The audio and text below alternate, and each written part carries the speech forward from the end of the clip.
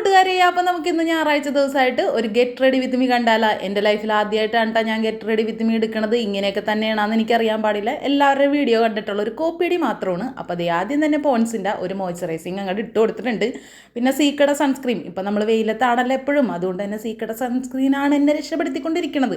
അപ്പോൾ സീക്കാന്നൊക്കെ പറയുമ്പോഴേക്കും വഴുക്കൽ വരണുണ്ടാകുന്നൊരു സംശയം. പിന്നെ അതേ വേഗം തന്നെ മുടിയൊക്കെ അങ്ങോട്ട് ചെയ്യി കൊടുത്തിട്ടുണ്ട്. ചടകളയാനൊന്നും നിൽക്കണില്ല, കാരണം അടുക്കളയിൽ ഇഷ്ടം മാതിരി പണിയുണ്ട്. അപ്പോൾ ചടകളയിലൊക്കെ പിന്നെ ആവാന്ന് ഓർത്തിട്ട് അങ്ങനെ ദേ മുടിയൊക്കെ ഒന്ന് ഒതുക്കി കൊടുത്തിട്ടുണ്ടും.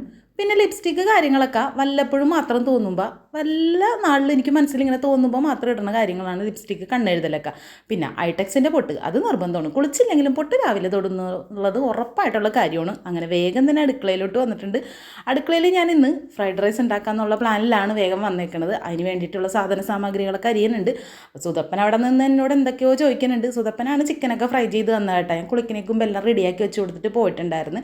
സുധു ചിക്കനൊക്കെ റെഡിയാക്കി തന്നിട്ടുണ്ടായിരുന്നു. അപ്പോൾ ദേ അങ്ങനെ നമ്മൾ സംഭവങ്ങളൊക്കെ റെഡിയാക്കാൻ പോണേന് സുധുവിനോട് അപ്പോൾ ഒരു വർഷം ചിക്കൻ വേണമെന്ന് വെച്ചപ്പോൾ ആദ്യം ഒരു ബോസൊക്കെ കാണിച്ചങ്ങ് പോയി. അത് കഴിഞ്ഞപ്പോൾ തന്നേരുന്ന് പറഞ്ഞ് പിന്നെ വായിലൊക്കെ വെച്ച് കൊടുത്തിട്ടുണ്ട്. അങ്ങനെ ഞാൻ വേഗം അതിനാവശ്യമുള്ള സാധനങ്ങളൊക്കെ അങ്ങോട്ട് അരിഞ്ഞൊക്കെ എടുക്കാമെന്നൊക്കെ കരുതി.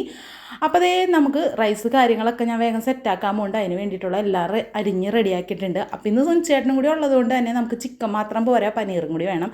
പനീറിൻ്റെ ഒരു അടിപൊളി കറി ഉണ്ട് കേട്ടോ. കറീൻ്റെ റെസിപ്പി ആർക്കെങ്കിലും വേണമെങ്കിൽ പറയണോട്ടോ, ഞാൻ വേറൊരു വീഡിയോ ആയിട്ട് ചെയ്യാം കേട്ടോ. നല്ല അടിപൊളിയായിരിക്കുള്ളൂ. പനീറിന് എല്ലാവർക്കും ഇഷ്ടപ്പെടുന്ന വിധത്തിലായിരിക്കും. എല്ലാവർക്കും പനീർ എപ്പോഴും ഇഷ്ടപ്പെടണമെന്നില്ലല്ലോ. അപ്പോൾ അതേ അങ്ങനെ നമ്മുടെ റൈസ് കാര്യങ്ങൾ, സുനിച്ചേട്ടൻ്റെ റൈസ് വേറെ, ഞങ്ങളുടെ റൈസ് എഗ്ഗൊക്കെ ഇട്ടിട്ട് ചിക്കനൊക്കെ ഇട്ടിട്ട് അത് വേറെ റെഡിയാക്കിയൊക്കെ വെച്ചിട്ടുണ്ട്. ഇന്ന് സുനിച്ചേട്ടൻ അനിയത്തിയുടെ പിള്ളേരും കൂടി ഉള്ളതുകൊണ്ട് തന്നെയാണ് ഞാൻ ഈ ഒരു സ്പെഷ്യൽ ഉണ്ടാക്കിയത്. അപ്പം അങ്ങനെ നമ്മളെല്ലാ സംഭവങ്ങളും എടുത്ത് റെഡിയാക്കിയിട്ടുണ്ട്. ഫുൾ വീഡിയോ നമ്മുടെ ചാനലിലുണ്ട്, എല്ലാവരും കയറി കാണണേ.